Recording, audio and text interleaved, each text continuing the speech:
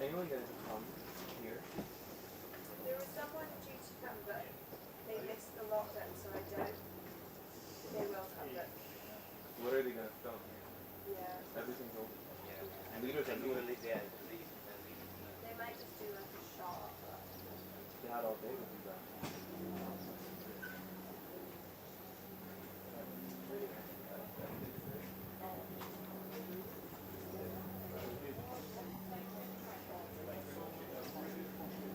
It's actually bad because it's so relaxing. It's like sending me to sleep. Yes. So you go to bed with fun on the white ones. It's like, Yeah.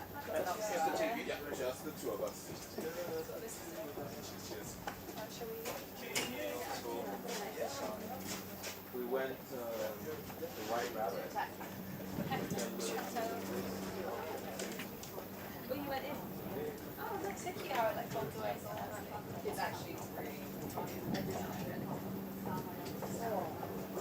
Very exciting. It's always a great icebreaker. Wait, that's ours. We were on our bus? Place. I didn't see it. Just like Awake to the people that there were. Yeah.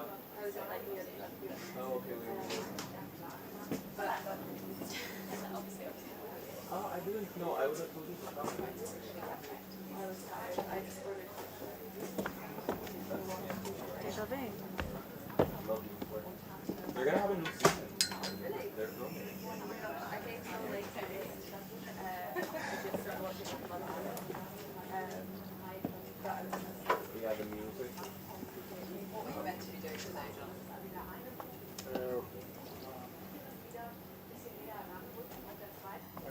I'm heading to Cairo on Sunday. Oh yeah.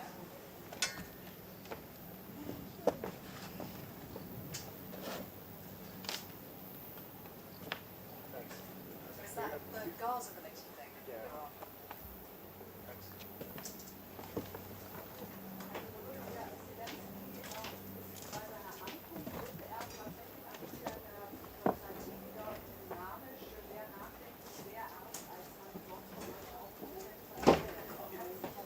Oh.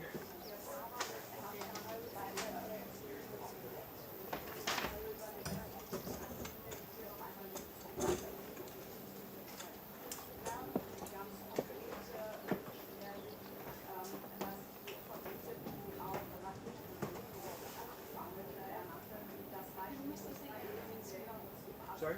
Almost looks like you're in a green screen. Well, I did it back on.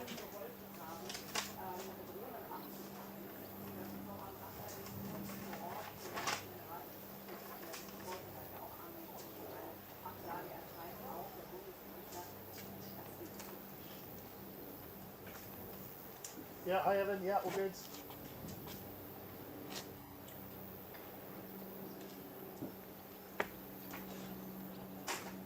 Okay. Oh, so, sorry, so Evan, can you say again?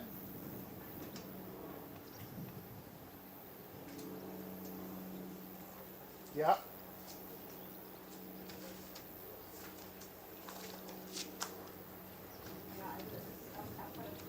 Sorry, Evan, I totally don't. I'm not following this. Do you need me now or not?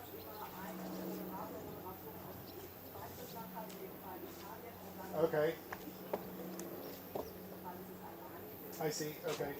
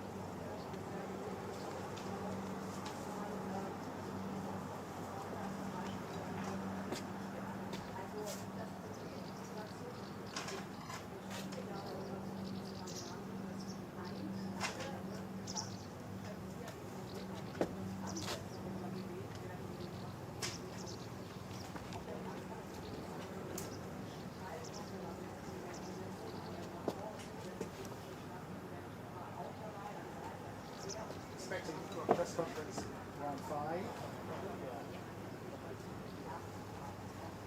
Is it until 6:30? Is it until 6:30? Should be around half an hour, so 5 minutes. Oh, that. Oh, this is 6:30. I just spoke to Brian, he'll take hours.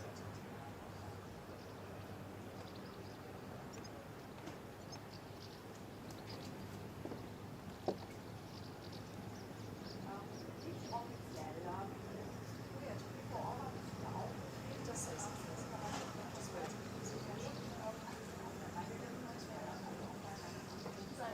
Is that how you expect yours back?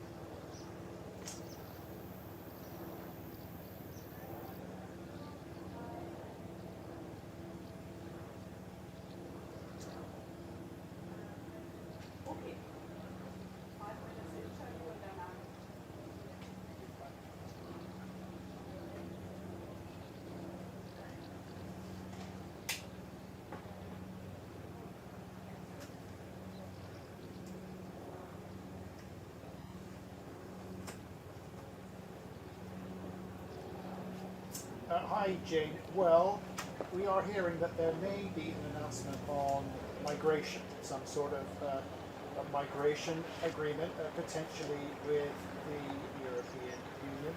We're waiting for details. There's certainly been much speculation about that here. I can tell you at the moment, actually, it's pretty quiet at the moment. Yeah, I think we have it between he said he traveled to very European gesture called he's leaving now, along with his security detail. So the reception hosted by the King, that is over. We will expect the press conference to start shortly, hosted by Keir Starmer. Again, migration, certainly things that he signaled this morning in his opening address to the summit. He said he was looking for more cooperation between border agencies, and we know that the Labour government want to set up its own border force, more cooperation between police forces, information sharing, intelligence sharing, that sort of thing. And there is a British police detachment with Europol at the moment doing some of that work. That may be expanded. Europol is the European-wide police agency. Even talk in the papers this morning about some sort of arrangement where small boat migrants who come to the UK, they may be exchanged for some asylum seekers in the EU. Those people may be exchanged coming to the UK. So there's lots of scope for potential agreements there. Potential to do deals on migration, security, defence as well. Very difficult, however, to see at the moment that deals on trade. That clearly is a big priority for.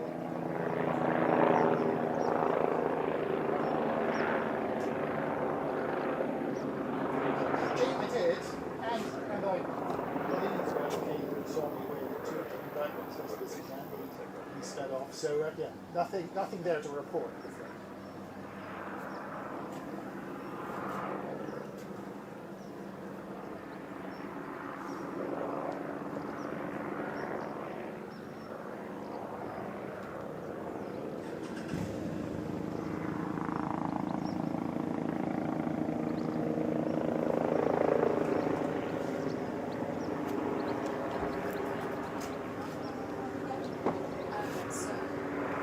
Yes, I'm also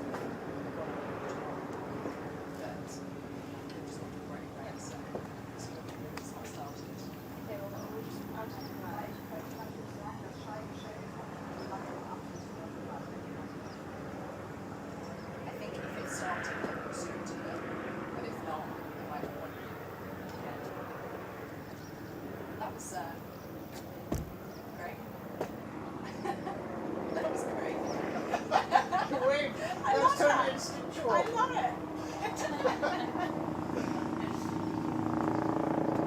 Delightful.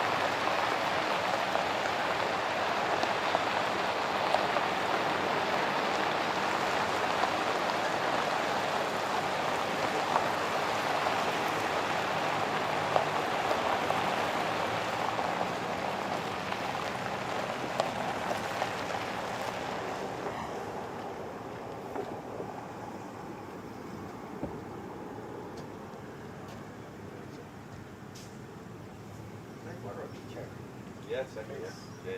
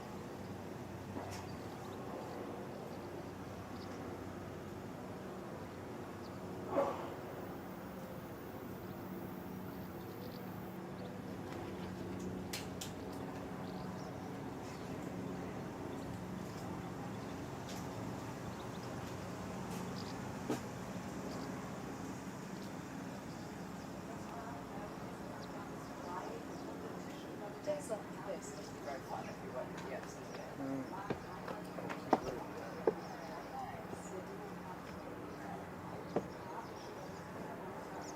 don't know if it's worth it though, for the rest of this lot working there. This is a hell of a lot more fun, I think. I think so. Yeah.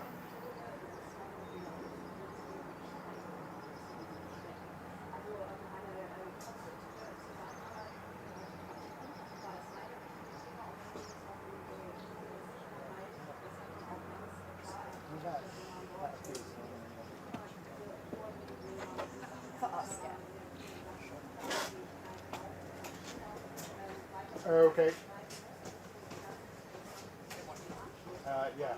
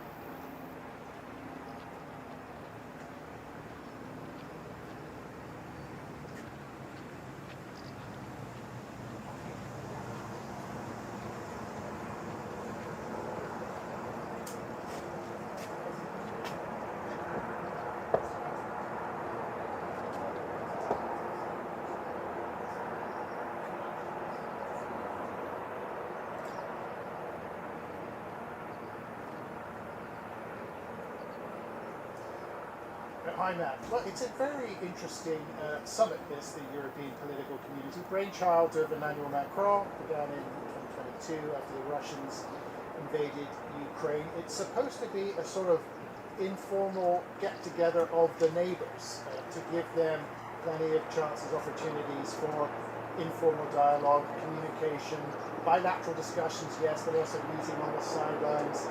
They've also had some breakout groups. It sounds like a company away day, doesn't it? Breakout groups on migration, energy, democracy. That's the King's helicopter taking off. I can tell you that he just left Blenheim Palace in a green Audi, a powerful symbol of pro-European politics, I think, from His Majesty. That signals that the reception hosted by the King is over, and that we should get this press conference from Keir Starmer.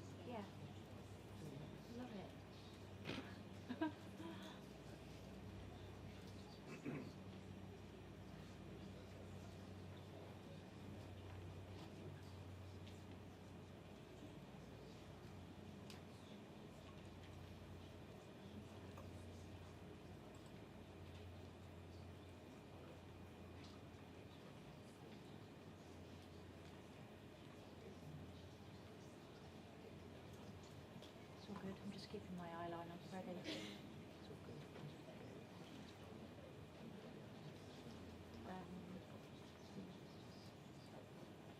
Hi there, is there an update from my Yes, that's correct. It's going to be a really tight turnaround.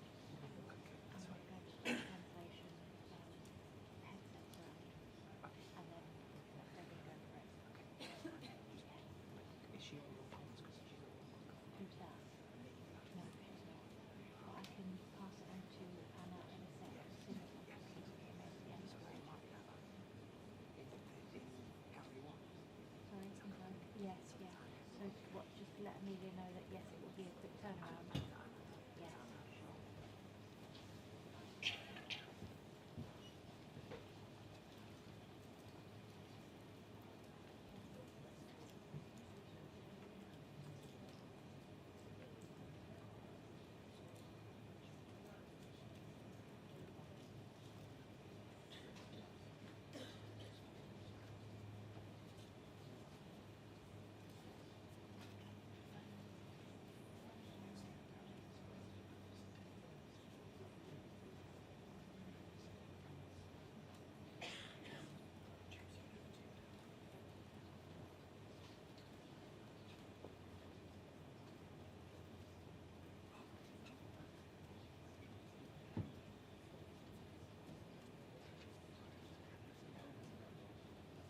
The message from Mandy and Ram here is that there'll be a very tight turnaround for the French press conference after this.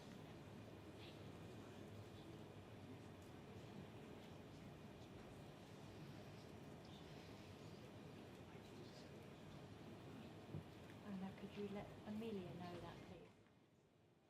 Thank you.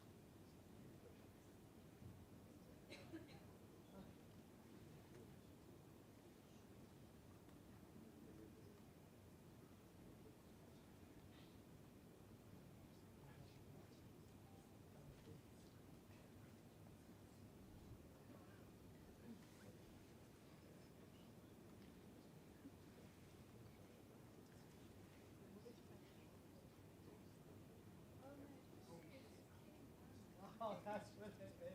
Ah,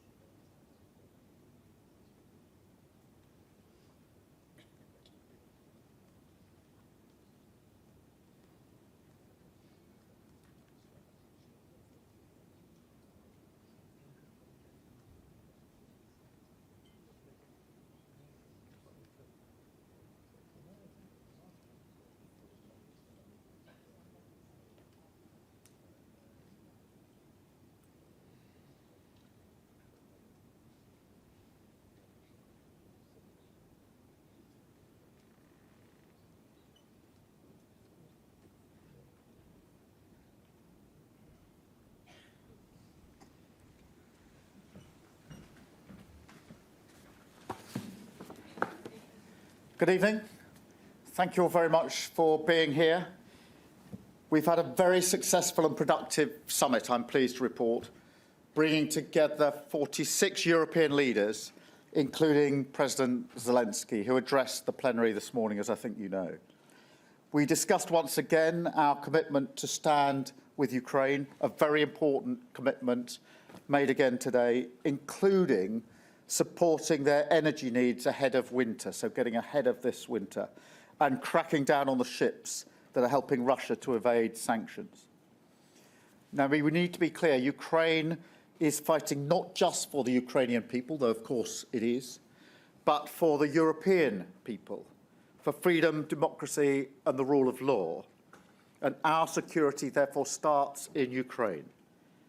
So we pledge to President Zelensky once again that we will stand with Ukraine for as long as it takes. We also had a productive discussion on wider European security, defending our democracies against Russian interference and supporting countries like Moldova, who are dealing with more direct threats. It's not just a good idea to work with our partners, it's essential.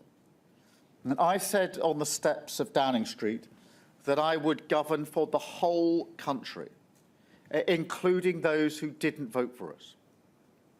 And I meant it. We can only make progress on the issues that so many people care about, like illegal migration and national security, if we have the maturity and leadership to reach out a hand to our European friends. And I want to congratulate Ursula von der Leyen for her re-election today as President of the European Commission. So we are going to deepen our cooperation on defence and security and on illegal migration, where we are resetting our approach, and that's been central today. We are going to smash the gangs, break their business model and secure our borders. And we'll do this not by committing taxpayer money to gimmicks, but with practical solutions that are in line with international law. As Director of Public Prosecutions, I saw the work that can be done across borders to bring terrorists to justice and break up their networks. And I simply do not accept that we can't do the same with organised migration crime. And we started that work here today. We're increasing the UK presence at Europol in The Hague to play our full part in the European Migrant Smuggling Centre. We've agreed new cooperation arrangements with partners like Slovenia and Slovakia to disrupt organised crime, and with our new Border Security Command. We are going to work with our European partners to share intelligence, data, expertise, and put the gangs out of business. But to stop illegal migration, we must also tackle it at source. So today, I'm announcing £84 million of new funding for projects across Africa and the Middle East. That includes humanitarian and health support, skills training, help with job opportunities, and access to education. This is a vital part of gripping the migration crisis. And it shows how we're going to do business on the world stage. We are facing up to the huge problems beyond our shores, because these problems echo at home. The effects play out on our streets. And in a dangerous world, we serve no one and solve nothing by turning inward. We have to step forward and lead. And that's what we're doing. That's what we've shown here today, because it's the best way to uphold our values and keep our people safe. So I'm proud to leave this summit with stronger relationships across Europe and to leave the EPC in a stronger position as well, with a clear agenda for the coming months and the next summit confirmed in Hungary this year and Albania and Denmark in 2025. Thank you very much, and I'll now take a number of questions from the media, starting, I think, with Nick from the BBC. Nick. Thank you, Prime Minister. Thanks very much. Thank you, Prime Minister. President Macron said this morning that there's no silver bullet when it comes to solving the issue of small boats crossing the Channel. He's right, isn't he? Despite all the warm words today, it's going to be very difficult to deliver tangible progress on that. And if I may just quickly on Ukraine, is there anything extra that you as Prime Minister are offering President Zelensky when it comes to weapons or to money, or are you open to it? Well, let me take both of them. Look, there's no easy silver bullet. If there was, it had been fired a long time ago. It's difficult, it's hard, it's challenging. But I'm absolutely convinced it's a very serious problem and it requires a very serious response. And that's why we have put to one side the gimmick of Rwanda and are pursuing the serious response, which is to smash the gangs that are running this vile trade. And I've said it before, but I say it again. I have seen this. I have been in the room when operations have been conducted to take down terrorist gangs, sharing data, intelligence, thinking strategy, including where you're going to prosecute, which has to be the first decision, not the last decision, to take those gangs down. And I'm convinced it can be done. But what happened today, which was really important, because this is the first time that the EPC has actually discussed this as a primary issue. And so that's really important. And the consensus, not just at the plenary, but particularly in the workshop, is that the focus needs to be on the gangs if we're going to smash. And that was a really important moment, I think, for us all. There's a high degree of consensus that we need to work in this way, a real interest in working with our Border Security Command, and a sense of how quickly we can get on with that. There are no silver bullets. Nothing is going to solve this overnight. And as I made clear in my opening plenary, we also have to tackle the problem upstream in relation to the drivers of migration, whether that's climate, whether that's poverty, or whether that's conflict. And that's why it's really important that I've set out the money that we've pledged to that here today. But I can tell you there was a real consensus that this is the serious response to a serious problem. Thank you. I'm sorry, on Ukraine, just in relation to the capability, look, there's no change in position. There's no new decisions that we've taken as a government that weren't taken by the government of 2 weeks ago. But the support for Ukraine is as strong as it was, and obviously stronger by having had 46 European leaders here today. That's on top of the NATO Council we had last week recommitting. And so that commitment is there. But there's no new decision or change of position in relation to the use of the capabilities that we're providing. Thank you, Nick. I'll go to Robert at ITV. Robert Peston, ITV. Prime Minister, I think I'm going to say something that's a statement of the blooming obvious, which is that the arms manufacturing and defence capability of Europe and the UK on their own is completely inadequate to support Ukraine without America's help. So if America were to decide to seek a peace treaty of some sort with Putin, there's pretty much nothing we can do about that. And then on asylum seekers crossing the Channel, unless and until you get these intelligence sharing, policing agreements across Europe, are you simply reconciled to the numbers crossing the Channel rising? Let me deal, in relation to the first point, Robert, one of the things that came out of today, and in fact the discussions we had in Washington last week, was this commitment to an industrial strategy sitting behind the pure capability question, for the very reason that you pose, which is the backfill, the capability when it comes to that. So that industrial strategy was much discussed last week, and that discussion has carried on today.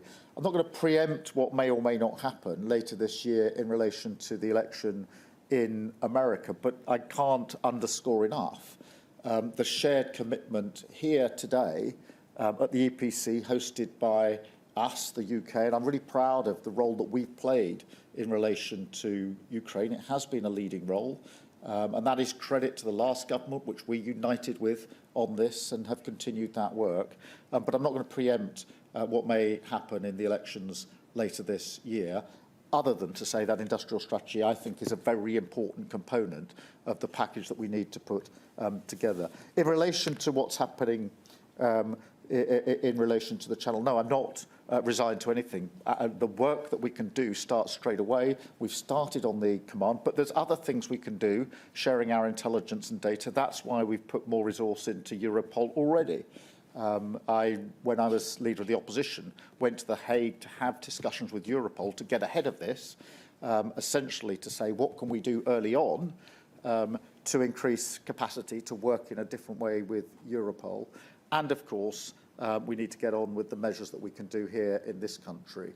And, you know, the tragedy of all this is not just in the numbers that have crossed, but of course, the poor souls who have been lost in the last week, one last night, 4, I think, in the last 7 days or so, which is a reminder of the human cost of the vile trade that these gangs are perpetuating, and that is why we must take them down.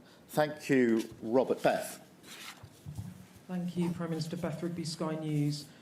Prime Minister, over 550 people have arrived on small boats since you became Prime Minister just 2 weeks ago. You know this is a hard nut to crack. If the prisons crisis is, in your words, shocking, what is the small boats crisis? And when do you expect to make progress that the public can actually measure you on? And if I may, Donald Trump's running mate, DJ Vance, is a vocal critic of aid to Ukraine. Are you worried about that? And how does it affect your roadmap to spending 2.5% of GDP on defence? Thank you. Thanks. But I think that's 3 questions packed into one. Two. But look, on the numbers and what's happened in relation to small boats crossing, we're inheriting a really bad problem here from the government who has not addressed this. Nobody is suggesting it's easy. It is a test of government, and it was a test of us as the opposition before we came into government. But we've wasted time here. We've wasted resource. We've had a Home Office that has been dedicated to a gimmick that didn't work. And therefore, the work that could have been done in relation to border security hasn't been done, in my view, in the way it should have been done. And the proof is in the pudding. We've got record numbers this year. We can't switch that in 24 hours, in 1 week. 2 weeks ago today, we were still knocking on doors asking people to vote for us. We can't turn it around that quickly.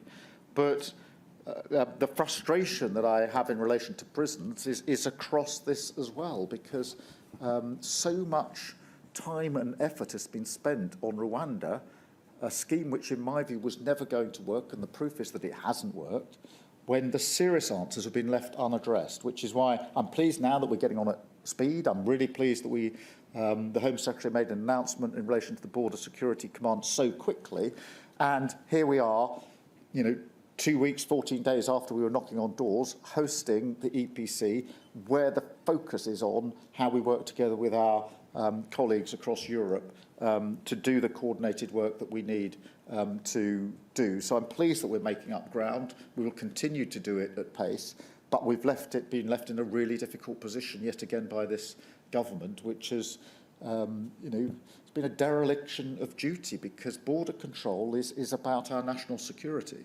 And rather than address it with a serious answer, they addressed it with a gimmick. The gimmick didn't work, and we're left with a very serious situation to try and turn around. And in relation to the situation in America, look, we'll have to, those elections will take place. It will be for the American people to decide who they want to elect into office, and we will work with whoever's elected into office, as you would expect.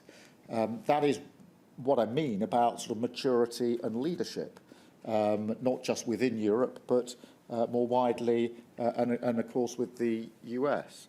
And the special relationship that is there between the US and the UK was forged in the most difficult of circumstances. It's endured a very long time, and we are committed to it. I discussed that. I've expressed my commitment to President Biden. I spoke to President Trump on Sunday evening after the assassination attempt, where, again, the special relationship featured in our discussion.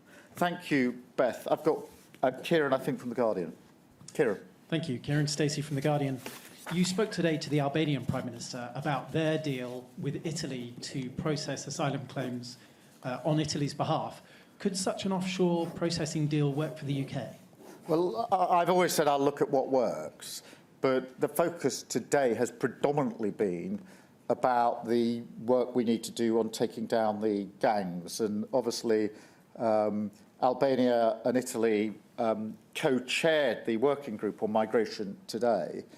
And that was predominantly and dominated by the work that we need to do, sharing intelligence, taking down the gangs, and this sense that the focus has to be on that aspect if we're going to make progress. And the sense actually out of the group that this is not a left-right divide, it's actually a really important pragmatic set of arrangements that we need to put in place with our European partners. And I felt there was a real sense of progress over the course of the day in relation to those discussions. Thank you, Kieran. I've got David from the Daily Mail. David. Thanks, Prime Minister. You didn't seem to categorically rule out there the prospect of offshore processing centres in the future. Can you categorically rule it out as part of your solution in the future? And during your bilat with President Macron later, will you discuss the possibility of a returns deal and what might that look like? Would it be just a bilateral deal with France, or would it be with the whole EU, and would you be willing to accept a share of migrants being sent here by the EU as part of any deal? Well, look, in relation to the agreement between Albania and Italy, obviously there's interest in how that might work, but that wasn't actually the central discussion in the task force, in the round table that we had. It was about the practical measures that we want to discuss, which is about how we deal with taking the gangs down in the first place. But look, I'm a practical person, I'm a pragmatist, and I've always said we'll look at what works, and where cases can be processed closer to origin, then that is something which, of course, ought to be looked at. But I mean, the reason I'm putting it in this way is because the emphasis today was very much on the practicalities of dealing with the gangs in the first place. And that's where the second part of your question is answered as well. The returns agreement only comes into being at the end of the process. And my focus is at the beginning of the process to make sure we actually secure our borders, because the problem we've got at the moment is we've got tens of thousands of people who are here, who shouldn't be here, who aren't being processed. That is not a sensible policy on any approach. And as for a returns agreement, I've always said we're not going to be part of the EU scheme. That is for EU members. We're not an EU member. We've never wanted to or asked or sought to be part of that scheme. We're not going to be part of that scheme. Thank you very much. I've got George from the FT. George. Yes, Prime Minister. Can I ask you about the economy? You've spoken about your desire to have closer trade ties with the European Union. I just wondered if there's anything you've heard here today or in the last 2 weeks in the talks you and your colleagues have had with your European counterparts to encourage you to be more ambitious about what you're seeking, and when talks on the economy might begin. And since everyone else is asking 2 questions... I knew this would happen. I should have stopped it with Nick in the first one. But I think it's quite an important one. You mentioned the tragedy in the English Channel on Wednesday. The fact that some of the migrants were picked up by a British boat and then returned to Calais, I think that's quite unusual, isn't it? Is that significant, and does that show some new spirit of cooperation on this issue? Well, let me... on the economy, look, I've been pretty explicit here and previously that we want to seek a reset with our relationship with Europe. I said that in my opening remarks here. I've said it before the election and since the election. And the impression I get is that there's a real appetite for that. You will all have probably spoken to some of the other leaders who've been in the meetings with us today, so you'll form your own view. But the appetite, I think, is for a UK which is, as it were, back on the international scene, playing a leading part with maturity and with a different stance in relation to our relations with Europe, both inside the EU and beyond. And yes, we do want to get a better deal than the deal that we've got at the moment. We understand the challenge and constraints of any discussion. Of course we do. But I do think there's a closer relationship to be had that includes trade, that includes education and research, and includes security.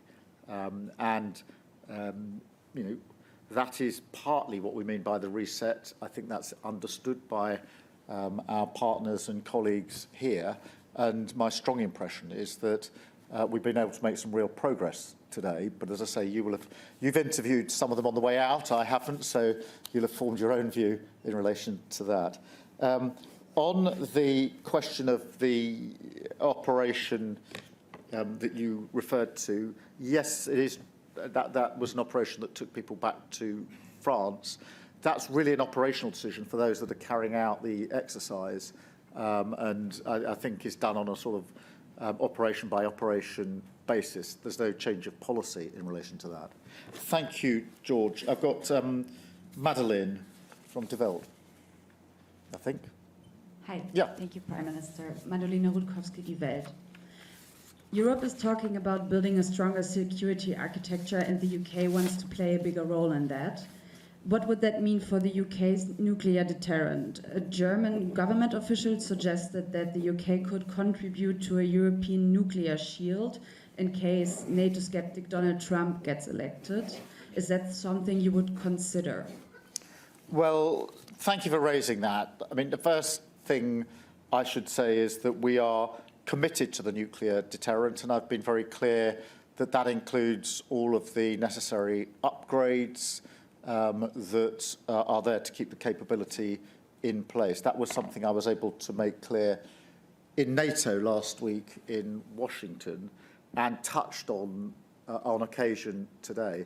I do think that this is more NATO really than EPC, that the UK does make a unique and really important contribution, particularly in Europe, when it comes to security, because of the nuclear element, but because actually we stand full square on NATO. We were, as a Labour government, proud signatories to the original NATO treaty, which is in Brussels at NATO headquarters, with the signature of our Secretary of State on it.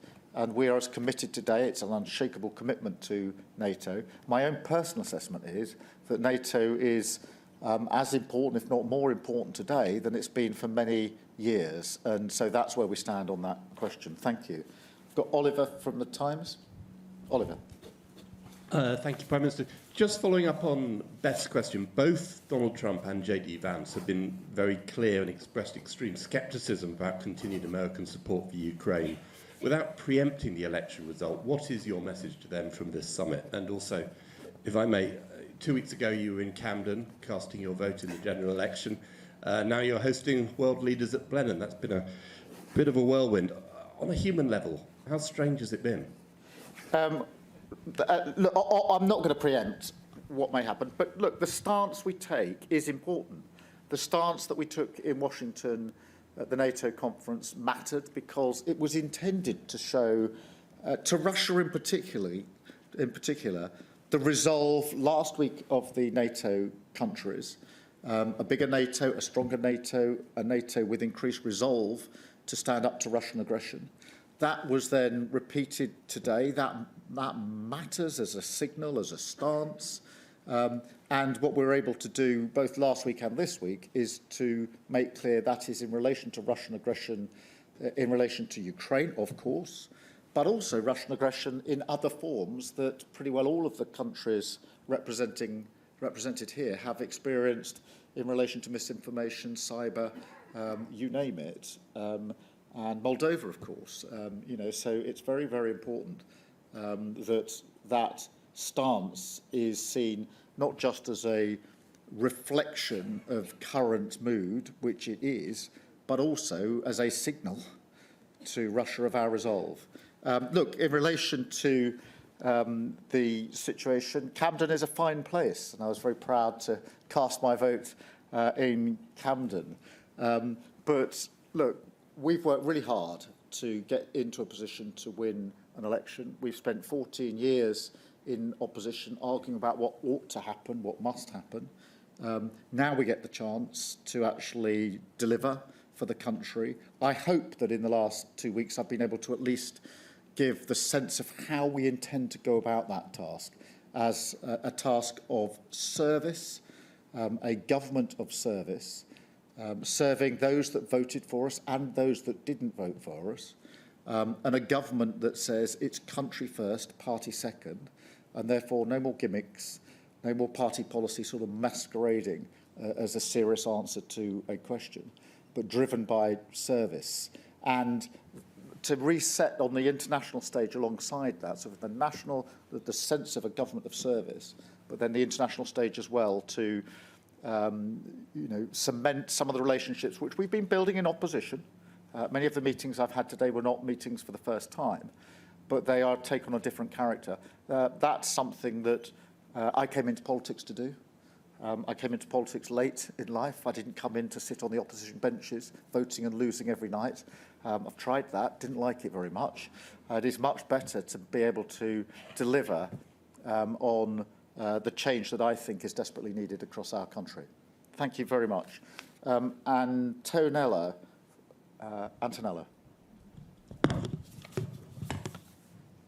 Thank you very much, Prime Minister.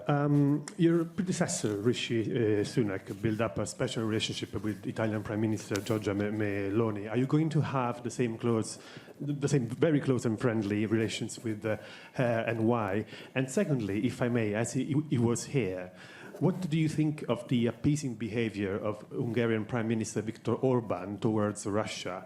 Did you discuss Did you discuss that with him today? Thank you. Look, in relation to my predecessor, firstly, can I say something which you didn't ask, but I do think is important? I think he's been incredibly statesmanlike and generous since the election, if I may say so, and I thought he made that very clear in the way that he replied to the King's speech yesterday. The relationship that he struck up with Italy was important. I think we've got a long history between our two countries. And we've both had the opportunity today to make clear that we want to continue with that strength of relationship between the UK and Italy. That is a good thing. And so we build on the relationship that Rishi Sunak put in place rather than start in a different place. And I think that's been an important part of the discussions I've been able to have here today. As for the discussions I've had with individual leaders, then I'm not going to start going into the details of those, as you would imagine.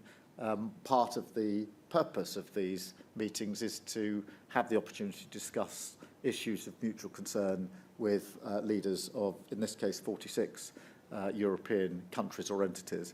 And that's been very good from our point of view. It's been a very successful session today of the EPC. I'm very pleased that we've been able to host it, and to be able to host it here in this splendid place with the weather, which we can't take the credit for, has added to the real sense that Britain is back on the world stage. And I'm really pleased that most of the leaders, if not all of them, are leaving here with a sense of renewed confidence in their relationship with the UK, with a real understanding of what we mean by a reset, and I think looking forward to deepening the bilateral relations that we have with all of them. That's been very much a theme of today. Thank you all very much indeed. Thank you.